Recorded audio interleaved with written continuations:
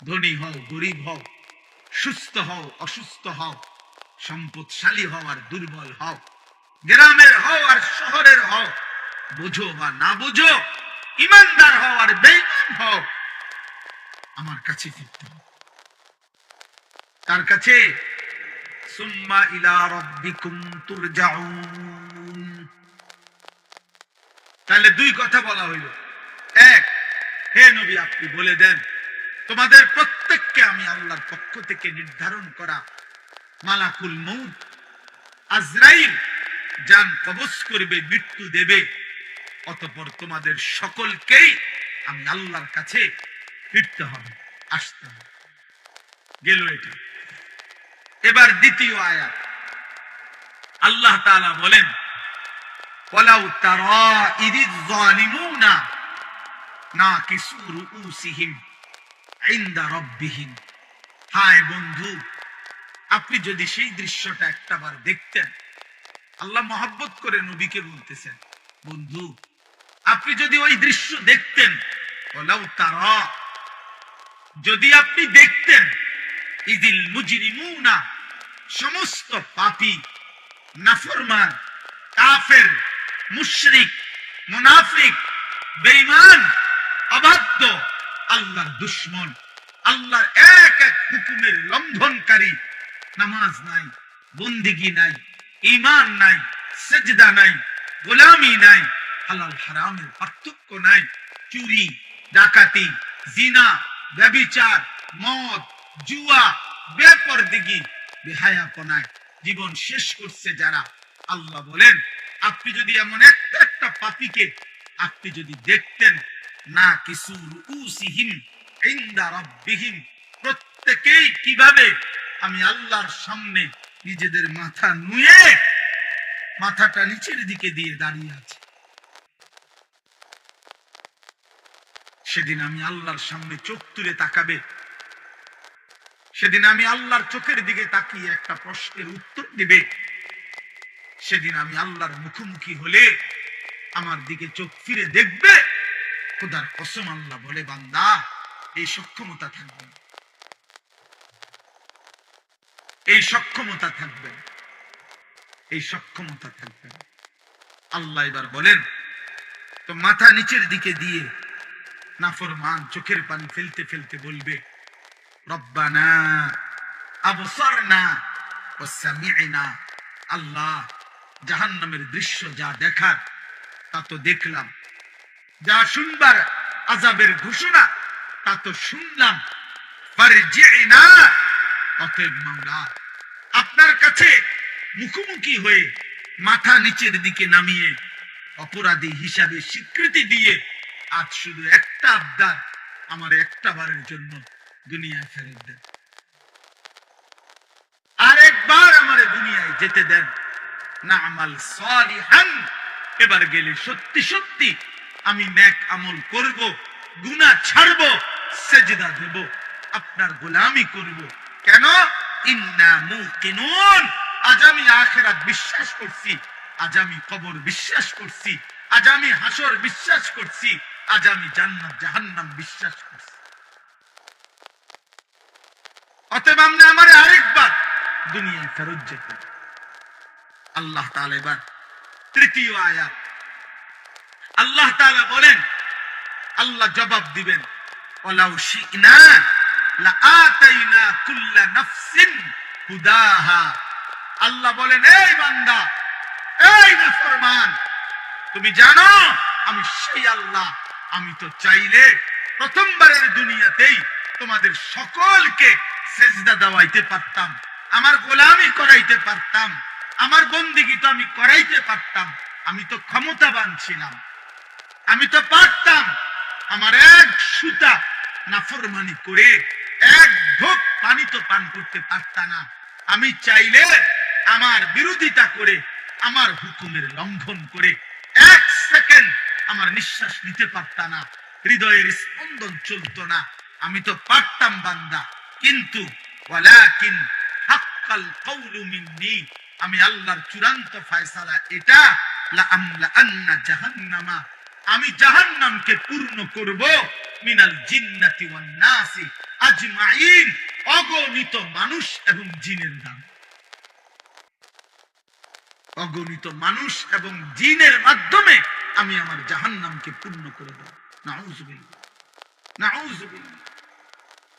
আল্লাহ বলছেন এই জন্য আমি তো সকলকে চাইলে দুনিয়াতে, আচ্ছা বলেন আমরা যারা এখানে আছি এক ওয়াক্ত নামাজ পড়ি না, আল্লাহ চাইলে আমাদেরকে নামাজ পড়াইতে পারবে না? আমরা যারা আল্লাহর নাফরমানি করি, আমাদের আল্লাহ চাইলে আমাদেরকে আল্লাহর অনুগত বান্দা হিসাবে দুনিয়া চালাইতে পারবে না? আমরা আল্লাহ আমাদের সাথে কুলাবে না? কথা বলেন না কেন? আল্লাহ আমাদের সাথে পারবে না? আল্লাহ তাআলা বলেন ফাযুকু, এই দেখেন শেষ আয়াত, ফাযুকু বিমা নাসিতুম লিকা ইয়াউমিকুম হাদা। অতএব হে বান্দা, এটা সাংঘাতিক কথা, হে আমার নাফরমান বান্দা, জাহান্নামের আযাব ভোগ করো আজকে।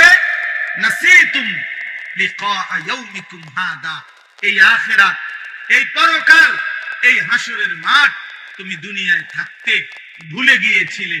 কত লক্ষবার তোমার কাছে আমি পৌঁছাইছি, কত ইমাম, কত আলেম, কত ওয়াইজ, কত আউলিয়া, কত পীর, কত বুজুর্গ, আল্লাহর প্রিয় বান্দা চোখের পানি ফেলে ফেলে তোমারে বলছিল তুমি টোটালি আখিরাত ভুলে গেছো। গুনার নাফরমানির উৎসব করছো, গুনার নাফরমানির জোয়ার উঠায় দিছো। তুমি যেমন সেদিন দুনিয়ায় থাকতে আজকের আখিরাতকে ভুলে গিয়েছো। আল্লাহ বলেন ইন্না নাসিনাকুম, আজ আমি আল্লাহ তোকে ভুলে গেলাম, আজ আমি তোকে ভুলে গেলাম। অতএব দেখি এবার তোর কোন বাপ তোরে বাঁচায়। এবার তুমি বলো বান্দা, তোমার কোন বাপ তোমাকে বাঁচাবে? আল্লাহ বলেন ফাযুকু ফাযুকু আযাবাল খুলদি বিমা কুনতুম তা'মালুন। অতএব তোমার সারা জীবনের যা কর্ম, পাপ, নাফরমানি, তোমার কুফর, তোমার শিরিক, তোমার নিফাক, তোমার গুনাহ, তোমার নাফরমানির বদলায় আজ তুমি চিরস্থায়ী আযাব জাহান্নাম ভোগ করবে। নাউযুবিল্লাহ। আমার ভাই, এবার ছোট্ট দুইটা কথা, এই তরজমা শেষ। আমি যেহেতু রাত হয়েছে এই জন্য লম্বা করতে চাচ্ছি না, একসাথে আমি তরজমা বলে দিলাম। তাহলে এই আয়াতের মূল বক্তব্য কি? মূল বক্তব্য হলো, প্রথম কথা হলো মালাকুল মউত আজরাইল আমাদের প্রত্যেকের জান কবজ করবে, করবে কিনা বলে? রাসূলুল্লাহ সাল্লাল্লাহু আলাইহি ওয়াসাল্লাম ওনার কাছে আজরাইল নিজে শুনাইছে, ইয়া রাসূলুল্লাহ, এই পৃথিবীর প্রত্যেকটি মানুষ আমার সামনে, একজন মানুষের সামনে একটি থালার মধ্যে তার সব আইটেমের তরকারি সহ তার খাবার যেমন তার চোখের সামনে থাকে, এই কায়নাতের সমস্ত ইনসানের রূহটা আমি আজরাইল মালাকুল মউতের সামনে ঠিক এরকম একটি প্লেটের মতো সামনে। আর আল্লাহ যখনই হুকুম করে আমি তৎক্ষণাৎ আমার প্লেটের সামনে থেকে খাবার যেরকম তুলে নেই, আমি ওইরকম ওই প্রাণীর, ওই মানুষটার আমি আল্লাহ তাআলা হুকুমে আমি তৎক্ষণাৎ রূহটা কবজ করব। এটা আল্লাহ নবী সাল্লাল্লাহু আলাইহি ওয়াসাল্লাম বলেছেন। দুই নম্বরে আল্লাহ নবী সাল্লাল্লাহু আলাইহি ওয়াসাল্লাম বলেন, হে আমার উম্মত, মালাকুল মউত আজরাইল প্রত্যেক মানুষের কাছে যখন জান কবজ করতে আসে, এই জান কবজ করতে আসলে আজরাইল কারো কাছে তাকে না দেখাইয়া জান কবজ করে না। প্রত্যেক ইমানদার হোক নাফরমান হোক, আজরাইল আগে এসে দাঁড়ায়, এরপরে জান কবজ করে। এই দাঁড়াইবার সময় হাদিসের মধ্যে আছে, মালাকুল মউত আজরাইল যখন এসে দাঁড়ায়, তো নাফরমান আর পাপী তার সামনে আজরাইল যখন দাঁড়ায়, এতটা বিভৎস, এতটা কুৎসিত, এতটা জঘন্য, ভয়ানক আগুনের লেলিহান শিখাওয়ালা আকৃতি নিয়ে দাঁড়ায়। তাফসীরে আছে ইব্রাহিম আলাইহিস সালাম জীবনে একবার আজরাইলের নাফরমানের সামনে কেমনে দাঁড়ায় এই আকৃতিটা একবার দেখতে চাইছিলেন। আজরাইল দেখাইছেন, ইব্রাহিম আলাইহিস সালাম চিৎকার করে বেহুশ হয়ে গেছেন। আর হুঁশ আসার পরে ইব্রাহিম নবী বলছেন, হে মালাকুল মউত, খোদার কসম জাহান্নামের আযাব লাগবে না, কবরের আযাব লাগবে না। তুমি মালাকুল মউতের এই ভয়ঙ্কর দৃশ্য কোন নাফরমান পাপী, কোন মুশরিক বেঈমান একবার দেখলেই তার সারা জিন্দেগীর গুনার শাস্তির জন্য এটাই যথেষ্ট, এটাই যথেষ্ট, এটাই যথেষ্ট। আজকে যুবক ভাই, আজকে বয়স্ক বাবা, আপনারা আমরা সবাই খামখেয়ালি করছেন। আমার কাছে কিতাব আছে, কিতাবে লিখছে ঈসা আলাইহিস সালাম নূহ নবীর একজন বংশধরকে কবর থেকে উঠাইছিলেন। কবর থেকে উঠাবার পরে ঈসা নবী উনার বংশধরকে জিজ্ঞেস করছে, হে নূহ নবীর বংশধর, আপনি দুনিয়ার মধ্যে কতদিন হায়াত পাইছেন? তখন ওই নূহ নবীর বংশধর বলছে 450 বছর। তখন ঈসা আলাইহিস সালাম জিজ্ঞেস করছে, এই 450 বছরের ভিতরে আপনার চুল দাড়ি সাদা হইছে কোন দিন, কত বছর বয়সে? নূহ আলাইহিস সালামের বংশধর বলছে, হে ঈসা নবী, আল্লাহর কসম 450 বছর পর্যন্ত আমার একদিন, এক সেকেন্ডের জন্য চুল দাড়ি কোনদিন সাদা হয় নাই। 450 বছরে কালো ছিল। কিন্তু খোদার কসম, মালাকুল মউত আজরাইল যখন জান কবজ করে, জান কবজের ওই কয়েক সেকেন্ড রূহ কবজ করার কষ্ট আর যন্ত্রণায় আমার 450 বছরের কালো চুল দাড়ি নিমিষেই সাদা হয়, নিমিষেই সাদা হয়।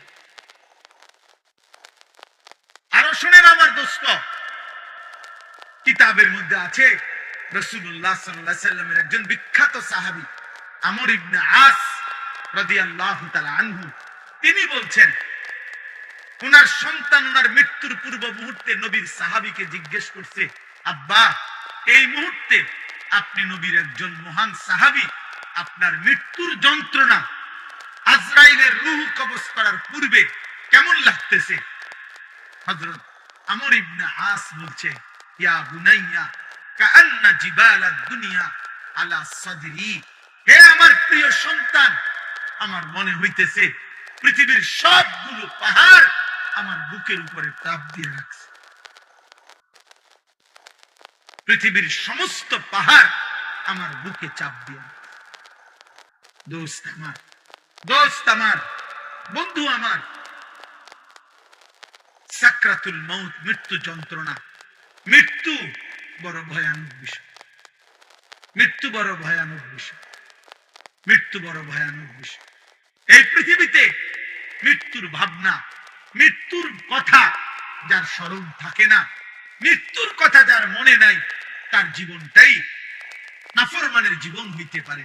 কোন ঈমানদার অথবা কোন বিবেকবান যে চোখের সামনে মৃত্যু দেখছে, সে অহংকার করে কেন? যে চোখের সামনে অনিশ্চিত মৃত্যু দেখে, সে দুনিয়া নিয়া এত পাগল পারা হয় কেন? আল্লাহ বলেন, আমার সামনে মাথা নুয়ে থাকবে আর বলবে, আল্লাহ আমি সব দেখছি, জাহান্নামের আযাব দেখছি, আমার দুনিয়ায় ফেরত দেন। আল্লাহ বলবে, না বান্দা, না বান্দা, আমার বাপ এত মৃত্যু, এত লাশ, এত মানুষের জানাজা দেখবার পরে এই ঈদগাহ মাঠে কত মানুষের জানাজা হয় না? কথা বলেন না? আপনাদের কবরস্থান নাই? এখানে একজন মানুষ আছেন যে কোনোদিন কবর দেখেন নাই? বলে না ভাই? একজন মানুষ আছে যে কখনো লাশ দেখে নাই, কোনো জানাজা পড়ে নাই? এত মৃত্যু, এত লাশ, এত জানাজা, আমাদের একটা বারও যদি আখিরাত মনে না করায়, এর কেমন শক্ত পাষাণ দিল হইল বাপ। এই যুবক ভাই, রাত অনেক হয়েছে আব্বা, তোমরা যে কয়জন আছো আমি হাত জোর করে দোস্ত আমার বলি না বাপ, কেমনে তুমি এত মৃত্যু দেখে, তোমার পূর্বপুরুষের কেউ দুনিয়ায় নাই, তুমি এক ওয়াক্ত নামাজ পড়ো না, এত শক্ত, এত পাষাণ কেমনে হইল আব্বা? আরে আব্বা, দুনিয়ার মেম্বার, চেয়ারম্যান, দুনিয়ার কোন নেতা বিরোধিতা করলে হইতে পারে সাময়িক কিছু যন্ত্রণা হইতে পারে, পেরেশানি হইতে পারে, কিন্তু এত বড় সৃষ্টিকর্তার নাফরমানি করে যাবা কোথায়? যাবা কোথায় বাপ? একটা ছেলে বলো, একজন বাবা বলেন আজকে 30 বছর যারা সুদ খাইতেছেন, প্রতিদিন যাদের ঘরে রঙিন টেলিভিশন চলে, যাদের স্ত্রী ছেলে মেয়ে নামাজ পড়ে না, আপনি বলেন না আব্বা এগুলা কি গুনাহ না? কথা বলেন না কেন? তাই এই গুনার কি কোনো আখিরাতে হিসাব হবে না? আমার বাপ কুরআনুল কারীমের মধ্যে আছে একজন নাফরমান মোট 3 বার আল্লাহর কাছে আবার দুনিয়ায় ফেরত আসতে চাইবে। খোদার কসম 3 বারই আল্লাহ বলবেন না না না বান্দা। একবার যখন জান কবজের সময় হয়, আজরাইলের ভয়ানক এই বিভৎস কুৎসিত চেহারা দেখে নাফরমান চিৎকার দিয়া বলবে, পৃথিবীবাসী শুনবে না। আল্লাহ বলছে নাফরমান বলবে রব্বির জিউন, আল্লাহ দুনিয়ায় আর কিছুদিন থাকতে দেন, নেকামল করব। আল্লাহ বলবেন না। আরেকবার হাসরের ময়দানে খোদার কসম ফেরেশতারা, তাফসীরের মধ্যে আছে, কোরআনে আছে, ওয়াজিআ ইয়াউমাইদিন বিজাহান্নাম, 70,000 আগুনের শিকল দিয়া বাইদা ফেরেশতারা জাহান্নামকে টেনে হাসরের ময়দানে এনে দাঁড় করাবে। এই হাসরের ময়দানে যখন জাহান্নামের দিকে এক নজর তাকাবে, তখন জাহান্নামী এই দৃশ্য দেখে জাহান্নামী নাফরমান চিৎকার দিয়ে আল্লাহকে বলবে, আল্লাহ আমারে দুনিয়ায় ফেরত যেতে দেন। আল্লাহ বলবে না। এই দ্বিতীয়বার। আর তৃতীয়বার হলো যখন জাহান্নামীকে জাহান্নামে ফেলা হবে, প্রতি মুহূর্তে প্রতি সেকেন্ড রব্বে কাবার কসম মিনিট মিনিট জাহান্নামী শুধু চিৎকারই করবে আর বলবে, আল্লাহ দুনিয়ায় ফেরত যেতে দেন, দুনিয়ায় ফেরত যেতে দেন, দুনিয়ায় ফেরত যেতে দেন। নেকামল করব রে মাওলা, নেকামল করব রে মাওলা, নেকামল করব রে মাওলা। আল্লাহ বলবেন, আমি হায়াত দিছি তো বান্দা, আমি আমার প্রতিনিধি পাঠিয়েছি তো বান্দা, তুমি আমার কথা গুরুত্ব দাও নাই। এইভাবে বলতে বলতে কোরআনে আছে শেষ পর্যন্ত আল্লাহ, মারাত্মক বিষয়, শেষ পর্যন্ত আল্লাহ একটা পর্যায়ে জাহান্নামীকে বলবে, ফালাকসাউ ফিহা ওয়ালা তুকাল্লিমুন, আমার নাফরমান বান্দা আর একটা কথা বলবি না, তুই জাহান্নামে পড়ে থাক, আর কোন শব্দ বের করবি না, আর মুক্তি চাইবি না দুনিয়া যাওয়ার জন্য, আর মুখ দিয়ে আর বলতেও পারবি না। এই আল্লাহ যখন বলবে ওয়ালা তুকাল্লিমুন, হে বান্দা আর কথা বলো না, খোদার কসম তাফসীর মাআরিফুল কোরআনে লিখছে, তখন জাহান্নামীর জবান দিয়া আর কোন শব্দ বের হবে না। এবার যা বের হবে তা হয় কুকুর নাই তো গাধার বিকট আওয়াজ। জাহান্নামীর জবান থেকে কুত্তার আওয়াজ বের হবে, গাধার আওয়াজ।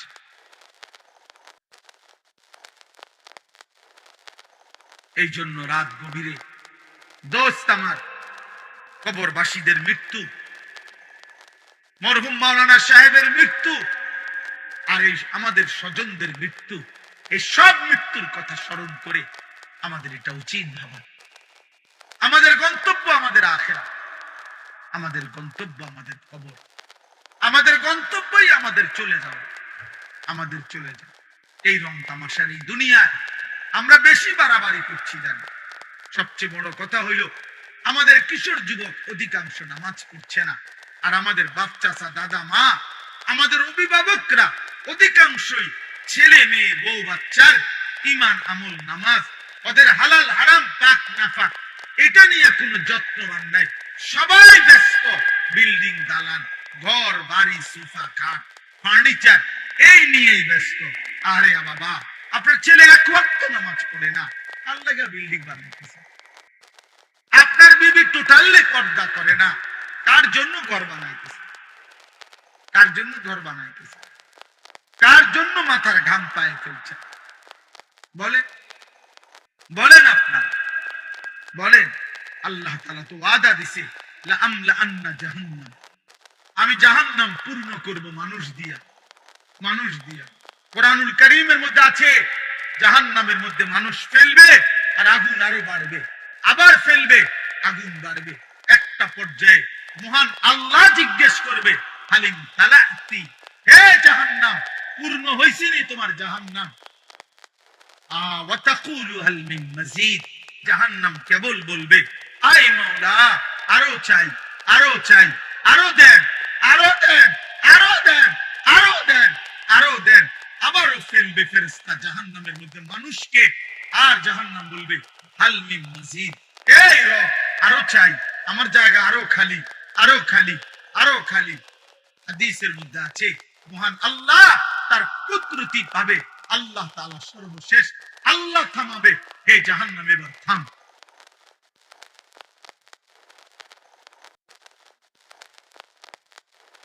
আফসোসের বিষয়, আফসোসের বিষয়। আপনি ভেবে দেখেন, আমরা কিতাবে পড়ছি, আমার কাছে এই কিতাব গাড়িতে আছে। একজন বড় বুজুর্গ ছিলেন, আলী ইবনে ফুজাইল। এই মহান বুজুর্গ একদিন রাত্রিবেলা আল্লাহর কোরআন পড়তেছিলেন। তো পড়তে পড়তে হঠাৎ কোরআন শরীফের এই আয়াত পড়ছেন, ওয়াকিফুহুম ইন্নাহুম মাসউলুন। কিয়ামতের দিন আল্লাহ ফেরেশতাদেরকে বলবে, আমার বান্দাকে আমার সামনে এনে দাঁড় করাও, আমি আল্লাহ এখন তাকে জিজ্ঞেস করব। এই কথাইটা উনি যখন পড়তেছিলেন তাফসীরের মধ্যে, আরে ওই হাদিস কিতাবে আছে, উনি এত বেশিবার এই আয়াতটা বারবার পড়তেছিলেন আর কাঁদতেছেন, আহা আল্লাহ জিজ্ঞেস করবে, আল্লাহ জিজ্ঞেস করবে, আল্লাহ জিজ্ঞেস করবে। একটু পরে ঘরওয়ালারা টের পাইছে উনি বেহুশ হয়ে গেছেন। এরপরে হাত দিয়ে দেখছে, না, উনি মারাই গেছে, মারাই গেছেন। এই এক কথা শুধু ভাবছেন, আহা আমার রব আমাকে জিজ্ঞেস করবে, আমি কি উত্তর দেব? আমার রব আমাকে জিজ্ঞেস করবে, আমার মালিক বলবে, আনিস 365 দিনে কোনো দিন ফজরের নামাজ পড়লা না? আমার ভোরের আলো তোমায় কখনো দেখলো না? প্রতিটা দিন সূর্যের আলো, এই ভোরবেলা যে আমি সূর্য উঠাইলাম তোমার জন্য উঠাইছিলাম। আমি তো আল্লাহ, সূর্য ছাড়াও আমি তো আছি, আমি তো তোমার জন্য ভোর এনেছিলাম, তুমি আমার সেজদা দিলা না।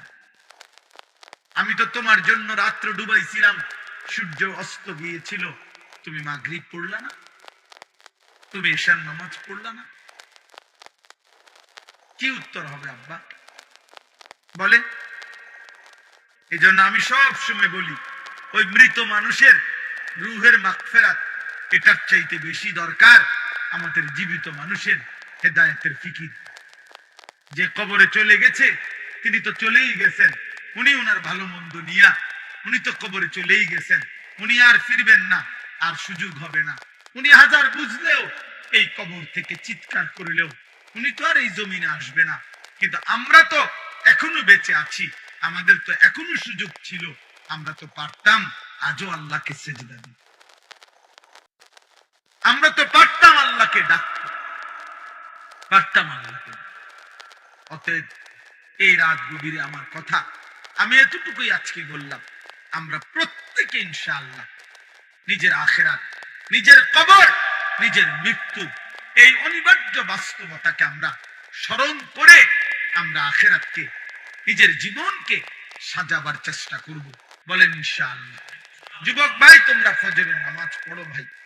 প্রিয় ভাই, তোমাদের অনেক ছেলে আব্বা, চুল, চেহারা, লেবাস, পোশাক দেখলে বোঝা যায় শরীর নাপাক, পেশাব করে পানি নাও না, নারী ছবি, অস্থি দৃশ্য দেখে দেখে নিজেদের চেহারাটা নষ্ট করে ফেলছ। অনেক ছেলে তোমরা তোমাদের অল্প বয়সে চেহারা বুঝাই যা অনেক কালো হয়ে গেছে, চেহারার সৌন্দর্য নষ্ট হয়ে গেছে। চুলের পেখম দিয়া সুন্দর হয় না আব্বা, সেজদা দিয়ে সুন্দর হয়, সেজদা দিয়ে সুন্দর হয়, সেজদা দিয়ে সুন্দর হয়, সেজদা দিয়ে সুন্দর হয়।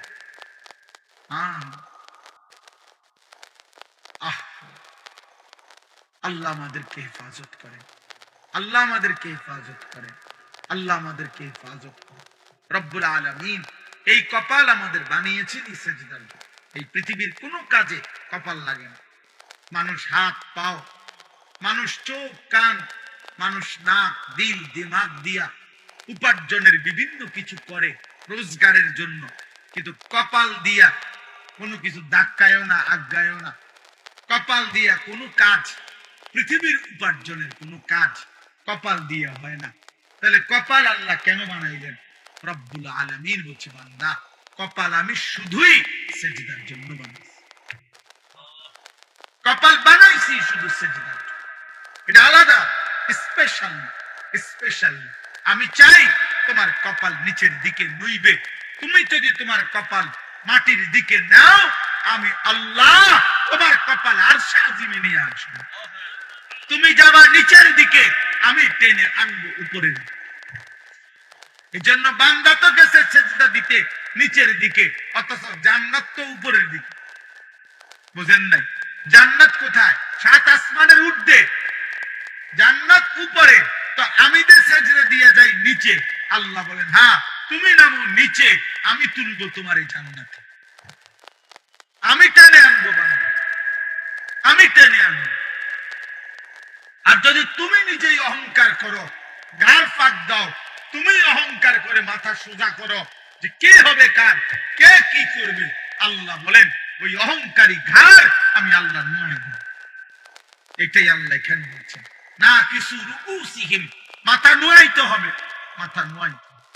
আল্লাহ তাআলা আমাদের প্রত্যেককে আখিরাতের ফিকির দান করুন। যখনই যার সুযোগ হয়, প্রয়োজন হয়, চলে গেলে কোনো অসুবিধা নেই। কাজ থাকতে পারে, ক্লান্তি থাকতে পারে, শারীরিক দুর্বলতা থাকতে পারে, সারাদিন পরিশ্রম করছেন। এই দ্বিতীয় কথা হলো, সবগুলো মোবাইল হাতে ধরা যারা ভিডিও রেকর্ড করছেন, এগুলো বন্ধ করতে হবে। মোবাইল হাতে ধরে একজন ভিডিও বা রেকর্ড করা যাবে না। আগেরটা তো একটু নরমে কইছি, এটা একটু শক্ত বলবো, এবং আশা করা যায় এটার উপরে আরেকটু শক্ত হবে। তার মানে ভিডিও করতে দেব না হাত ধরে। মোবাইল হাতে ধরে ভিডিও বা রেকর্ড করতে দেব না। যদি আমি কাউকে দেখি এরপরে আপনারা উঠাই দেব ধমক দিয়ে, প্রয়োজনে লোক নিমু আপনার উঠাই দেওয়া লেগে। এই জন্য দয়া করে একজন ছোট বড় কেহই মোবাইল হাতে ধরে ভিডিও বা রেকর্ড করা যাবে না। দোস্ত এতে মনোযোগ হয় না, দিল জমে না, দিল জমে না। রাত 11টা বাজে, কাজেই রাত্র একদম কম হয় নাই, অনেক রাত হয়েছে, চারদিকে ঠান্ডা কুয়াশা। অতএব আমাদের প্রত্যেকেরই ঘরে ফেরা দরকার, কিছুটা সময় ঘুমানো দরকার, ফজরের নামাজ পড়া দরকার। আর তদুপরি সারা দিনের ক্লান্তির পরে আল্লাহ তাআলা কোরআনুল কারীমের মধ্যে বলছেন, ওয়াজআলনা নাওমাকুম সুবাতা, আমি আল্লাহ তোমাদের জন্য ঘুম বানিয়েছি। কেন বানিয়েছি? আল্লাহ নিজেই বলেন সুবাতান, অর্থ হইল তোমাদের ক্লান্তি কেটে দেওয়ার জন্য, দূর করার জন্য। সাবতুন অর্থ হইল কাটা, দূর করা। আল্লাহ বলেন তোমাদের ক্লান্তি দূর করার জন্য তোমাদের জন্য ঘুম আমি বানিয়েছি, আমি বানিয়েছি। ঘুম আল্লাহ তাআলার সৃষ্টি। ও আব্বা কথা বলো না, বাবা কথা বলো না, ঘুমাইলো শুয়েলো, তোমরা ছোট মানুষ, শরীর তো এটা আর কত শুয়ে থাকবে। তাইলে ঘুম এটা আল্লাহর মাখলুক। আমরা যে বলি আপনার 18,000 মাখলুকাত, তো মনে করেন এটা সম্পর্কে আরো মতামত আছে। 18,000 হোক আর 16,000 হোক, 2,000 বেশি হোক আর কম হোক, অথবা 10,000 বেশি হোক কম হোক, সবই আল্লাহ, সবই কার? আল্লাহ। এই মাখলুকাত বলতে শুধু গরু ছাগল মানুষ জিন এটা না, বরং আল্লাহ তাআলার মাখলুক বলতে আমরা সবটা বুঝিও না। যেমন এই ঘুম, এটা আল্লাহর মাখলুক, এটা আল্লাহ তাআলার মাখলুক। ওয়াজআলনা নাহার, আল্লাহ বলেন আমি দিন বানিয়েছি, এটা আল্লাহর মাখলুক। ওয়াজআলনাল লাইলা, আমি আল্লাহ রাত বানিয়েছি, তাহলে এটা আল্লাহর মাখলুক।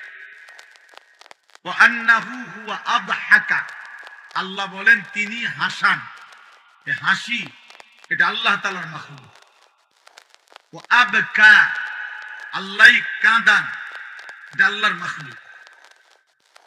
তাহলে আমরা আল্লাহর মাখলুক কোনটা কিরকম কেমন সবটা বুঝিও না। এই জন্য বাপ, প্রিয় ভাই নওজোয়ান, সবাই মিলে মহব্বতের সাথে আন্তরিকতা নিয়ে আল্লাহর কথা শুনলে বরকত হয়। একজন পরম শ্রদ্ধেয় জনাব হযরত মাওলানা গিয়াসউদ্দিন সাহেব আমাদেরও অনেক মহব্বতের ছিলেন। এক কথায় আমাদের সমগোত্রীয় মানুষ ছিলেন। আমরা যেমন আল্লাহর দয়ায় দুই চার শব্দ রবের কথা বলার সুযোগ আল্লাহ দিছেন, তিনিও জীবিত থাকাকালীন আজীবন আল্লাহর কথা বলে বেড়াইছেন। আমি নিজেও ওনাকে বহু মাহফিলে দেখছি। ওয়াজের সূত্রেই ওনার সাথে আমার পরিচয় ছিল। এই ওয়াজ করতে গিয়ে ওনার সাথে আমার পরিচয় ছিল। ওনার ছেলে মাওলানা রহমতুল্লাহ আমার মাদ্রাসার উস্তাদ এবং আমাদের মাদ্রাসার শিক্ষা বিভাগীয় পরিচালক, নাজেমে তালিমাত। আলহামদুলিল্লাহ পুরা মাদ্রাসার 500 ছাত্র, 34 জন শিক্ষক কর্মচারী, পড়ালেখার সমস্ত বিষয় এই মাওলানাই সামলায় মাদ্রাসা। তো এই মাওলানা, আমি ওনাকে নিছিয়ে ওনার বাবার পরিচয়টা উনি শুধু বলছেন আমার একটা ছেলে দারুল আরকাম মাদ্রাসা থেকে ফারেগ হয়েছে, হুজুর তার জন্য একটা খেদমত দেখে। তা আমি বললাম যে আর কোথায় পড়ছে? বলছে যে আমার হাফেজ মাওলানা আবু হানিফ ভাই রসুলপুর মাদ্রাসায় পড়ছে। আবু হানিফ ভাই তো আবু হানিফ ভাই, আমার দোস্ত। এই জন্য দোস্তরে জিগাইছি, দোস্ত বলছে কোনো কথা নাই। আমিও বলছি আর কোনো কথা নাই। আলহামদুলিল্লাহ আল্লাহর দয়ায় জিন্দেগির প্রথম খেদমত আমাদের মাদ্রাসা এখনো করছে। এই জন্য ভাই সবাই মিলে, একজন প্রিয় মানুষ তিনি ছিলেন, আপনাদের ভালোবাসার মানুষ ছিলেন। আমরা জানাজার সময়ও ছিলাম এবং গত বছরের মাহফিলও আমরা ছিলাম। আল্লাহ তাআলা আমাদের সবাইকে ঈমান আমলের জীবন দান করেন। একজন নেককার বাবা, নেককার সন্তান হওয়া সবটাই আল্লাহ তাআলার দয়া। একজন উপযুক্ত বাবা পাওয়া এটাও বহুত বড় নিয়ামত, এটাও বহুত বড় নিয়ামত। কত বাবা জানে না তার সন্তান কিভাবে গড়তে হয়, কত মা জানে না তার সন্তান কিভাবে গড়তে হয়।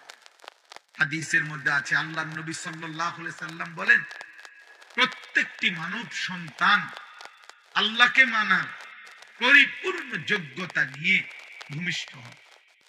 মা মিন মাউলুদিন ইল্লা ইউলাদু আলাল ফিতরা, প্রতিটি মানব সন্তান সৃষ্টিগতভাবে আল্লাহর সমস্ত হুকুম মানার যোগ্যতা আল্লাহ তার শরীরের মধ্যে দিয়ে দেয়।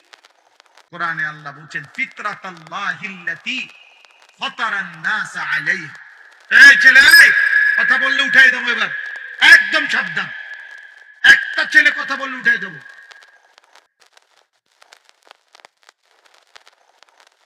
সোজা, এই ছেলে সোজা করো, সোজা করো।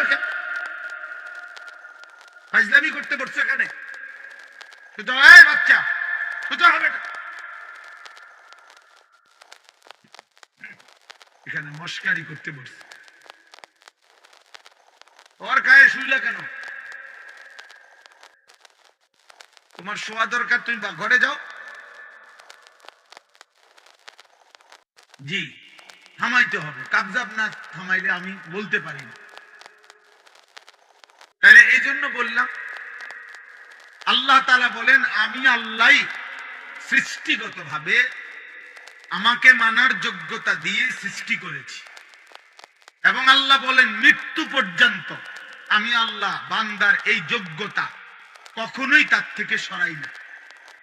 লা তাবদীলা লিখালকিল্লাহ, মানে 90 বছর পরেও যদি কোন নাফরমান পাপী আল্লাহকে ডাকতে চায়, হতে পারে গত 90 বছর কোনদিন সেজদা দেয় নাই, 90 বছর পরে মনে করেন কালেমা পড়ছে, তো আল্লাহ তাআলা বলেন আজও যদি চায় আমি আজই তাকে সেজদার তৌফিক দিয়ে দেব।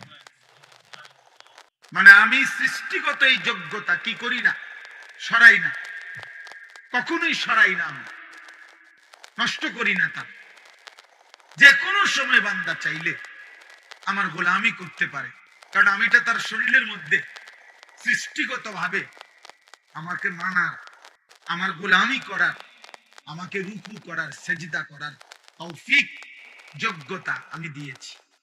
যালিকা দ্বীনুল কাইয়্যিম, এটা আমার অকাট্য বিধান, এটা আমার চূড়ান্ত ফয়সালা, এটা বদলাবে না। তো বলতেছিলাম রাসূলুল্লাহ সাল্লাল্লাহু আলাইহি সাল্লাম বলছেন, তাহলে সৃষ্টিগত এই যোগ্যতা নষ্ট করলো কে? এই মানুষটা কুফরি করে কেন এখন? এই মানুষটা এখন শিরিক করে কেন? তাহলে এই মানুষটা এখন মূর্তি পূজা করে কেন? আল্লাহ তো তাকে সৃষ্টিগত ভাবে যোগ্যতাই দিয়েছিলেন।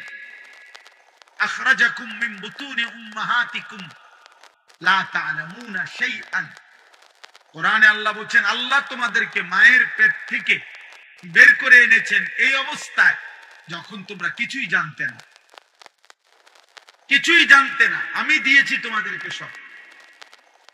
দুনিয়ার থেকে জন্মের পরে পৃথিবীর কারো কাছ থেকে তোমার জ্ঞান আসে নাই, আমি দিছি সমস্ত কিছু, আমি তোমার মধ্যে দিয়ে রাখছি। আ'তা কুল্লা শাইইন খালকাহু সুম্মা হাদা, আল্লাহ বলেন প্রত্যেক মানুষকে সৃষ্টি আমি করেছি, অতঃপর প্রত্যেক সৃষ্টিকে তার চলার পথের জন্য যে পরিমাণ দিক নির্দেশনা দরকার সেটা আমি দিয়েছি। এক কুকুর কেমনে বুঝে লাঠি আলগি দিলে ওই চলে যায় কেমনে? ও কেমনে বুঝে এটা দিয়ে আঘাত করলে ও ব্যথা পাবে, ও ক্ষতিগ্রস্ত হবে? ওইটা কুত্তায় বুঝলো কেমনে? হয়তো কোথাও পড়ে নাই, কোথাও পড়ে নাই। তাহলে একটা জানোয়ারও তো তার প্রয়োজন পরিমাণ বুঝ আল্লাহ তাকে দিয়েছে। আল্লাহ বলেন আমি দিয়েছি, আমি দিয়েছি, যার যেটুকু লাগবে ততটুকু আমি দিছি। এজন্য সৃষ্টিগত ভাবে কোরআনে আছে ইন্না খালাকনাল ইনসানা মিন নুতফাতিন আমশাজ, আল্লাহ বলেন একটি বীর্যের ফোঁটা থেকে, স্বামী স্ত্রীর বীর্যের ফোঁটা থেকে আমি আল্লাহ মানুষকে সৃষ্টি করেছি, নাবতালিহি, পরীক্ষা করার জন্য, ফাজাআল, দুনিয়ায় মানে তার আমল, তার ঈমান আমল পরীক্ষার জন্য। তা আল্লাহকে যদি বলি আল্লাহ পরীক্ষার জন্য আপনি কি কি দিবেন? ফাজাআলনাহু সামিআন বাসীরা, আমি কান, চোখ, সারা অঙ্গ আমি আল্লাহ পরীক্ষায় উত্তীর্ণ হওয়ার মতো যোগ্যতা দিয়েই সাজিয়েছি, সাজিয়েছি। আবার আল্লাহ বলেন ইন্না হাদাইনাহু সাবিলা, আমি আল্লাহ শুধু অঙ্গ প্রত্যঙ্গ দিয়ে ছেড়ে দেই নাই, আমি আবার কোনটা কল্যাণ কোনটা অকল্যাণ, কোনটা ন্যায় কোনটা অন্যায়, কোনটা জান্নাত কোনটা জাহান্নাম, আমি আল্লাহ তাআলা তা বুঝাবার জন্য আমার পক্ষ থেকে পথ রাস্তা আমি বলে দিয়েছি দুই ভাবে।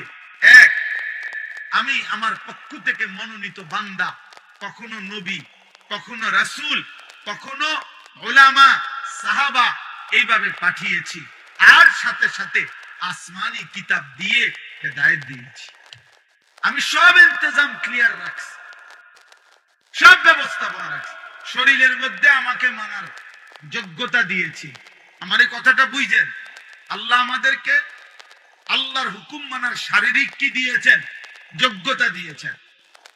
আবার সাথে সাথে বুঝাইয়া বলার জন্য, কি করতে হবে তা বলার জন্য, বুঝানোর জন্য দুটা জিনিস দিছেন। একটা হলো মানুষ মানে নবী, রাসূল, উলামা, উনাদেরকে দিছেন।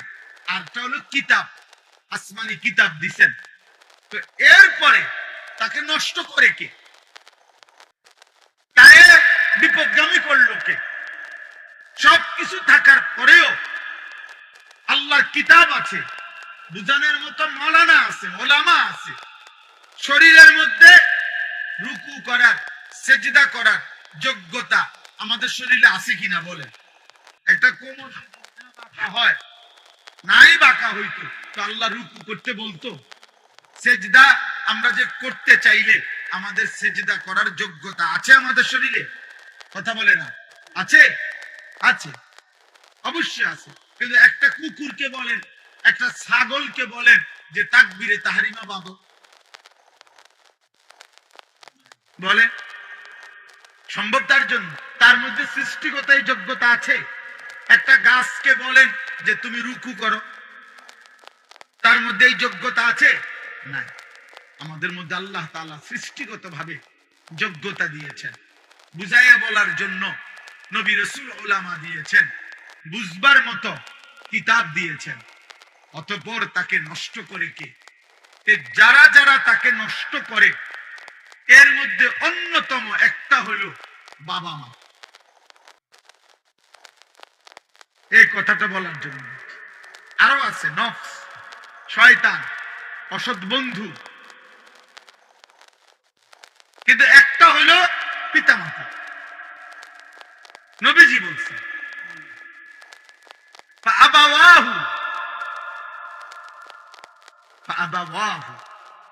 সরাসরি হাদিস, আল্লাহ নবী বলেন আমার এই সৃষ্টিগত আমাকে মানার যোগ্যতাটা নষ্ট করে দিল কে? নবীজি বলেন তার বাবা মা।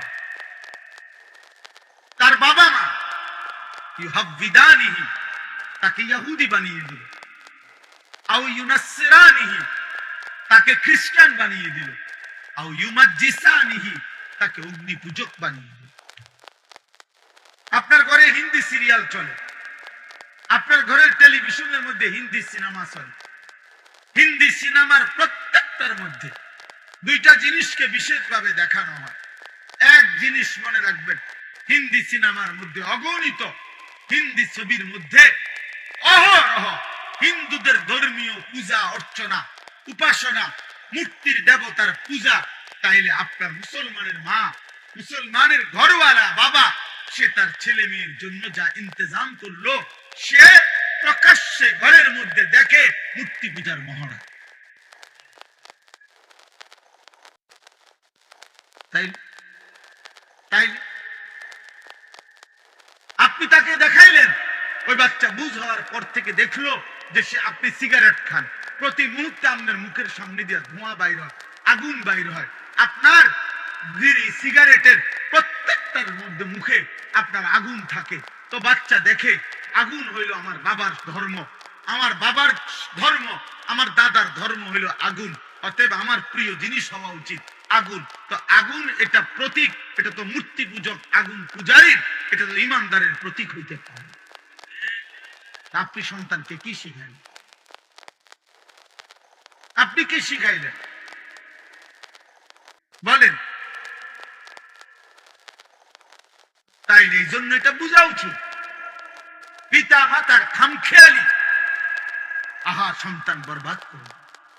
হাসরের ময়দানে, হাসরের ময়দানে ওই মা বাপ, ওই অভিভাবক যাদের কারণে তাদের অনুসারীরা, অনুগতরা, সন্তানরা জাহান্নামী হবে, খোদার কসম তারা যে যার কারণে জাহান্নামী হইছে, যাকে দেখে, যাকে অনুসরণ করে, আল্লাহর কসম সে তাকে ডাক দিবে, আল্লাহকে বলবে আল্লাহ আমার আব্বারে দেখতে চাই, আমার ওই নেতাটারে আমার একটু দরকার, আমার ওই দোস্ত তারে আমার একটু দরকার, আমার মাকে আমার একটু দরকার।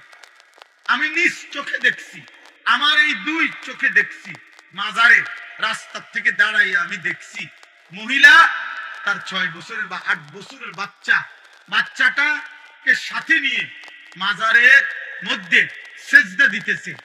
মহিলা বাচ্চাটা দিতে চায় না, মহিলা এমনি মাথাটা জাঁতা দিয়া, চাপ দিয়া বাচ্চাটাকে সেজদা করেছে।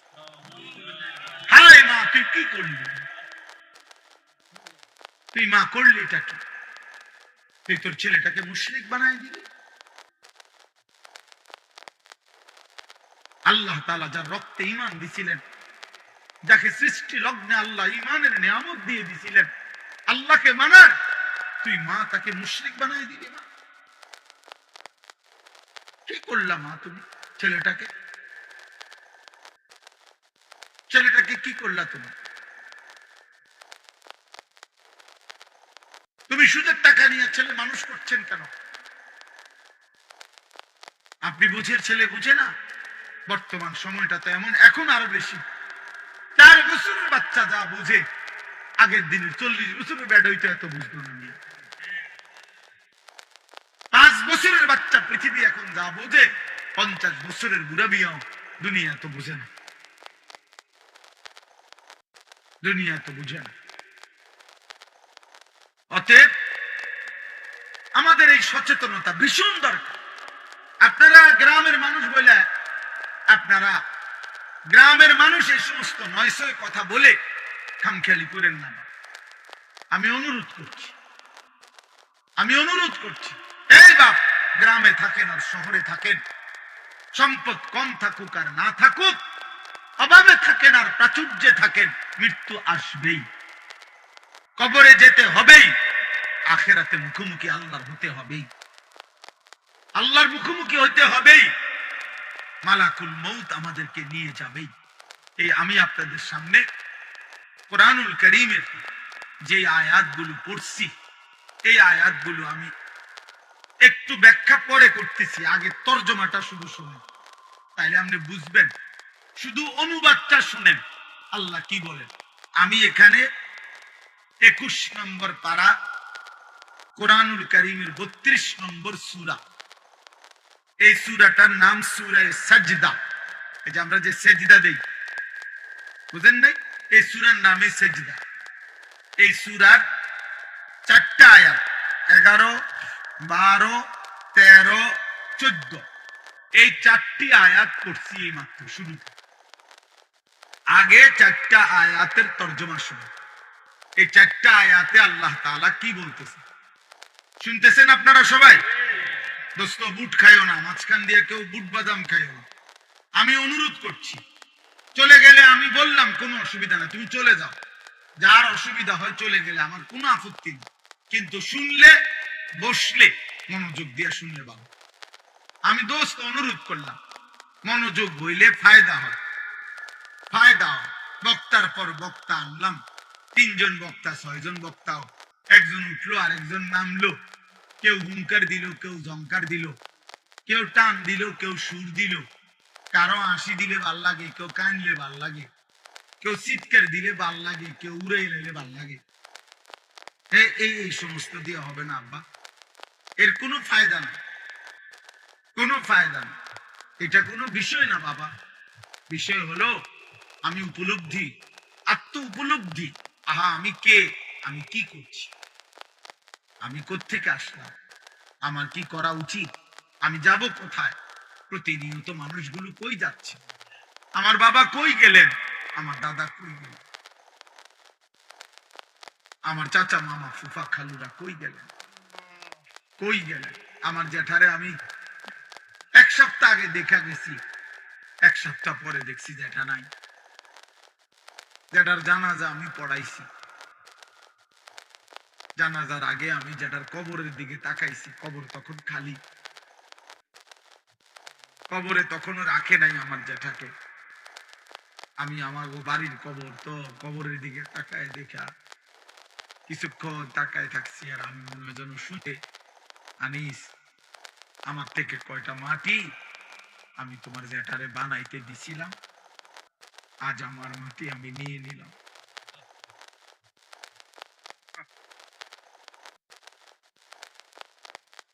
আজ আমি আমার মাটি আমি নিয়ে নিলাম।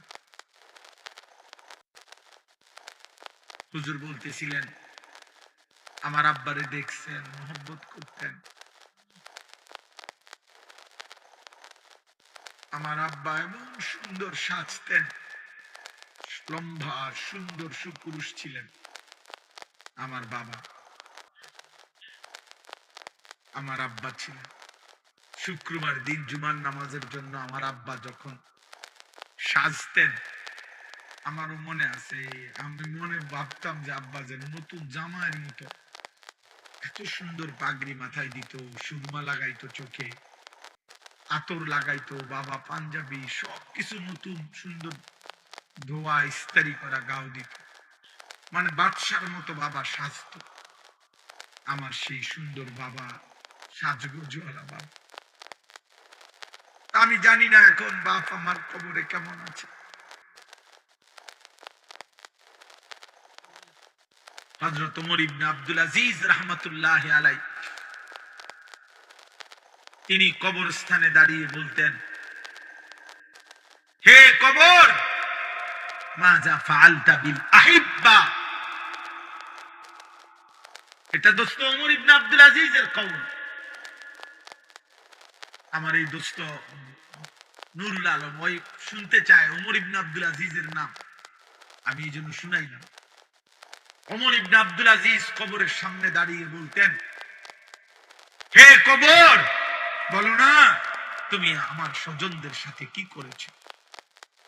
আইনাল আহবাব, আমার বন্ধুরা কোথায়, আমার আপনজনরা কোথায়? আইনাল আসদিকা, আমার বন্ধুরা কোথায়?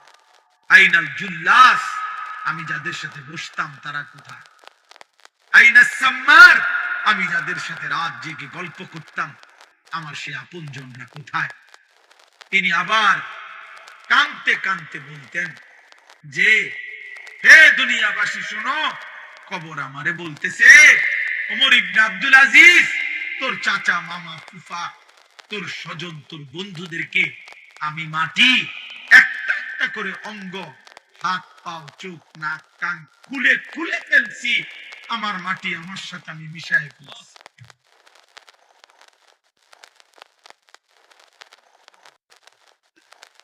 আমার মাটি আমি আমার সাথে মিশায় ফেলছি। দোস্ত আমার, বন্ধু আমার,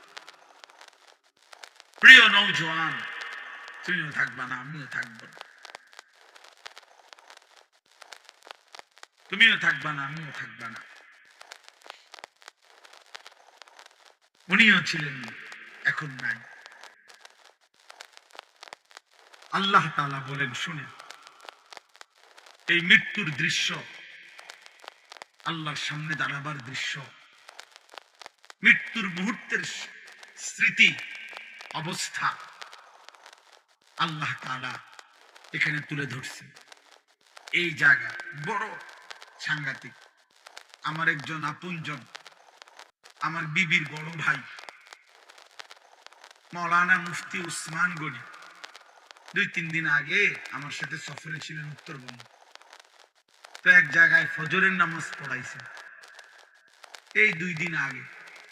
তো ফজরের নামাজে উনি এই আয়াতের এই সাইডটা পড়ছে। উনি যে সময় পড়ছে নামাজে, তখনই আমার কলিজা ছিঁড়ে গেছে যে হায় মালিক, আপনি কি বললেন।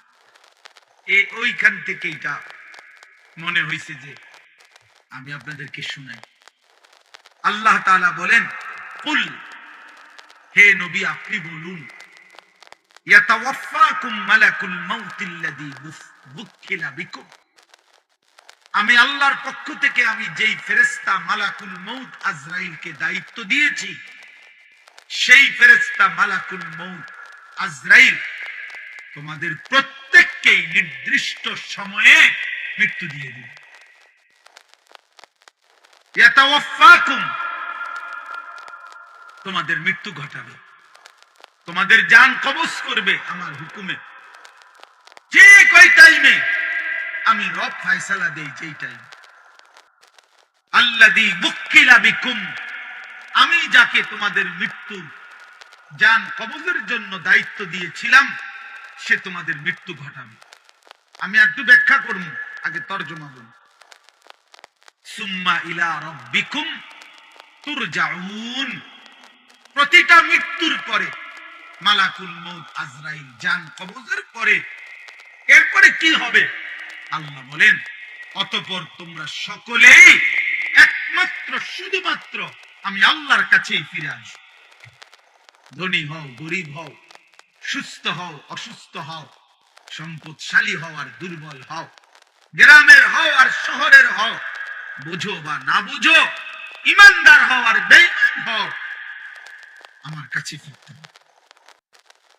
তার কাছে। সুম্মা ইলা রাব্বিকুম তুরজাউন। তাহলে দুই কথা বলা হইল। এক, হে নবী আপনি বলে দেন তোমাদের প্রত্যেককে আমি আল্লাহর পক্ষ থেকে নির্ধারণ করা মালাকুল মউত আজরাইল জান কবজ করবে, মৃত্যু দেবে, অতঃপর তোমাদের সকলকেই আমি আল্লাহর কাছে ফিরতে হবে, আসতে হবে। গেল এটা। এবার দ্বিতীয় আয়াত আল্লাহ তাআলা বলেন, ওয়ালাউ তারা ইযিয যালিমুনা নাকিসু রুউসিহিম ইনদা রাব্বিহিম। হায় বন্ধু, আপনি যদি সেই দৃশ্যটা একটাবার দেখতেন। আল্লাহ মহব্বত করে নবীকে বলতেছেন, বন্ধু আপনি যদি ওই দৃশ্য দেখতেন, ওয়ালাউ তারা, যদি আপনি দেখতেন, ইযিল মুজরিমুনা, সমস্ত পাপী, নাফরমান, কাফের, মুশরিক, মুনাফিক, বেঈমান, অবাধ্য, আল্লাহর দুশমন, আল্লাহর এক এক হুকুমের লঙ্ঘনকারী, নামাজ নাই, বন্দেগী নাই, ঈমান নাই, সিজদা নাই, গোলামি নাই, হালাল হারামের পার্থক্য নাই, চুরি, ডাকাতি, জিনা, ব্যভিচার, মদ, জুয়া, বেপরদিগি, বেহায়াপনায় জীবন শেষ করছে যারা, আল্লাহ বলেন আপনি যদি এমন একটা একটা পাপীকে আপনি যদি দেখতেন, না কিছু রুউসিহিম ইনদা রাব্বিহিম, প্রত্যেকেই কিভাবে আমি আল্লাহর সামনে নিজেদের মাথা নুয়ে মাথাটা নিচের দিকে দিয়ে দাঁড়িয়ে আছে।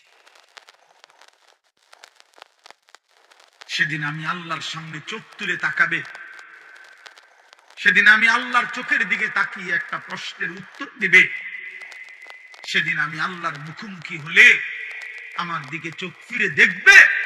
খোদার কসম আল্লাহ বলে, বান্দা এই সক্ষমতা থাকবে, এই সক্ষমতা থাকবে, এই সক্ষমতা থাকবে। আল্লাহ এবার বলেন, তো মাথা নিচের দিকে দিয়ে নাফরমান চোখের পানি ফেলতে ফেলতে বলবে, রব্বানা আবসারনা ওয়া সামি'না। আল্লাহ, জাহান্নামের দৃশ্য যা দেখার তা তো দেখলাম, যা শুনবার আযাবের ঘোষণা তা তো শুনলাম, ফারজি'না, অতএব মাওলা আপনার কাছে মুখোমুখি হয়ে মাথা নিচের দিকে নামিয়ে অপরাধী হিসাবে স্বীকৃতি দিয়ে আজ শুধু একটা আবদার, আমার একটা বারের জন্য দুনিয়ায় ফেরত দেন, আর একবার আমার দুনিয়ায় যেতে দেন, না আমাল সালিহান, এবার গেলে সত্যি সত্যি আমি নেক আমল করব, গুনাহ ছাড়ব, সেজদা দেব, আপনার গোলামি করব। কেন? ইন্না মুকিনুন, আজ আমি আখিরাত বিশ্বাস করছি, আজ আমি কবর বিশ্বাস করছি, আজ আমি হাসর বিশ্বাস করছি, আজ আমি জান্নাত জাহান্নাম বিশ্বাস করছি। অতএব আপনি আমার আরেকবার দুনিয়ায় ফেরত যেতেন।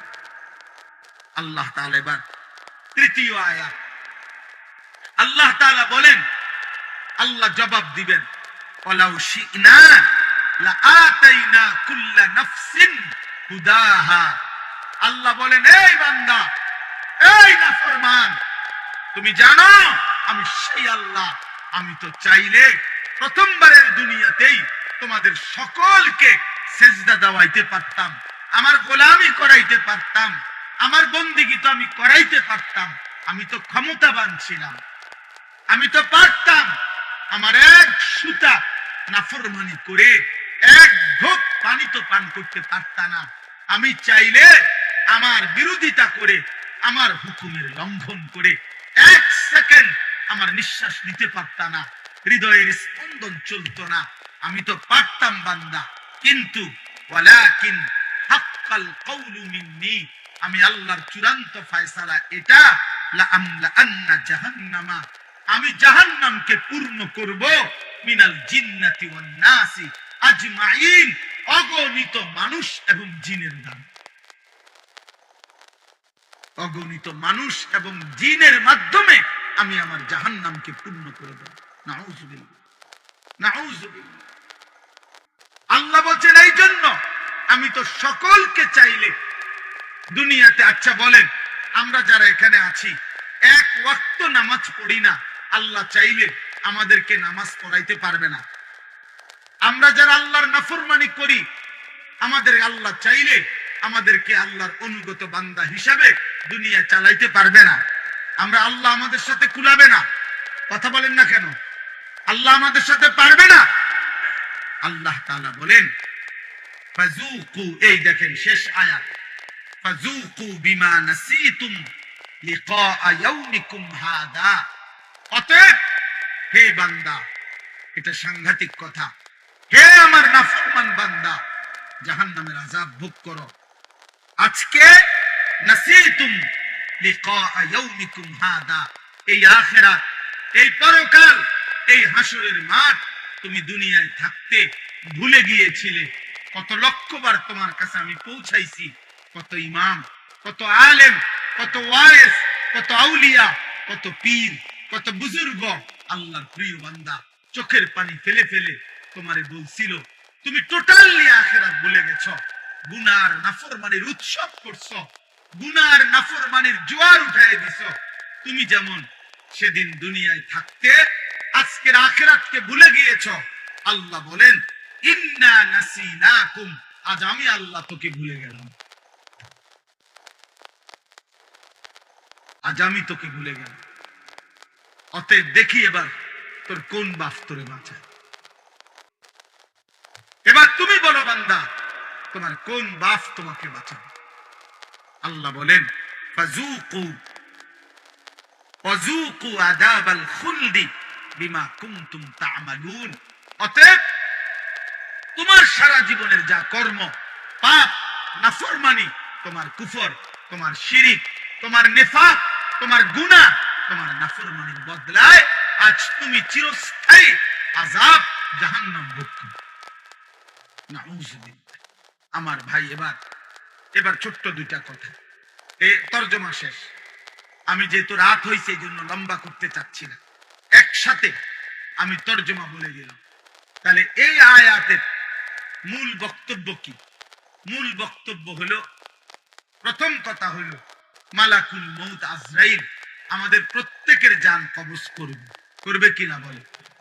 রাসূলুল্লাহ সাল্লাল্লাহু আলাইহি ওয়াসাল্লাম ওনার কাছে আজরাইল নিজে শুনাইছে, ইয়া রাসূলুল্লাহ, এই পৃথিবীর প্রত্যেকটি মানুষ আমার সামনে, একজন মানুষের সামনে একটি থালার মধ্যে তার সব আইটেমের তরকারি সহ তার খাবার যেমন তার চোখের সামনে থাকে, এই কায়নাতের সমস্ত ইনসানের রূহটা আমি আজরাইল মালাকুল মউতের সামনে ঠিক এরকম একটি প্লেটের মতো সামনে।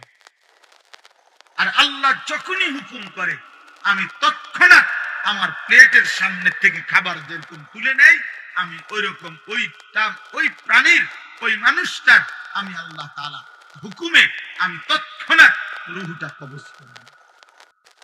এটা আল্লাহ নবী সাল্লাল্লাহু আলাইহি ওয়াসাল্লাম বলেছেন। দুই নম্বরে আল্লাহ নবী সাল্লাল্লাহু আলাইহি ওয়াসাল্লাম বলেন, হে আমার উম্মত, মালাকুল মউত আজরাইল প্রত্যেক মানুষের কাছে যখন জান কবজ করতে আসে, এই জান কবজ করতে আসলে আজরাইল কারো কাছে তাকে না দেখাইয়া জান কবজ করে না। প্রত্যেক ইমানদার হোক নাফরমান হোক, আজরাইল আগে এসে দাঁড়ায়, এরপরে জান কবজ করে। এই দাঁড়াইবার সময় হাদিসের মধ্যে আছে, মালাকুল মউত আজরাইল যখন এসে দাঁড়ায়, তো নাফরমান আর পাপী তার সামনে আজরাইল যখন দাঁড়ায়, এতটা বিভৎস, এতটা কুৎসিত, এতটা জঘন্য, ভয়ানক আগুনের লেলিহান শিখাওয়ালা আকৃতি নিয়ে দাঁড়ায়। তাফসীরে আছে ইব্রাহিম আলাইহিস সালাম জীবনে একবার আজরাইলের নাফরমানের সামনে কেমনে দাঁড়ায় এই আকৃতিটা একবার দেখতে চাইছিলেন। আজরাইল দেখাইছেন, ইব্রাহিম আলাইহিস সালাম চিৎকার করে বেহুশ হয়ে গেছেন। আর হুঁশ আসার পরে ইব্রাহিম নবী বলছেন, হে মালাকুল মউত, খোদার কসম জাহান্নামের আযাব লাগবে না, কবরের আযাব লাগবে না, তুমি মালাকুল মউতের এই ভয়ঙ্কর দৃশ্য কোন নাফরমান পাপী, কোন মুশরিক বেঈমান একবার দেখলেই তার সারা জিন্দেগীর গুনার শাস্তির জন্য এটাই যথেষ্ট, এটাই যথেষ্ট, এটাই যথেষ্ট। আজকে যুবক ভাই, আজকে বয়স্ক বাবা, আপনারা আমরা সবাই খামখেয়ালি করছেন। আমার কাছে কিতাব আছে, কিতাবে লিখছে ঈসা আলাইহিস সালাম নূহ নবীর একজন বংশধরকে কবর থেকে উঠাইছিলেন।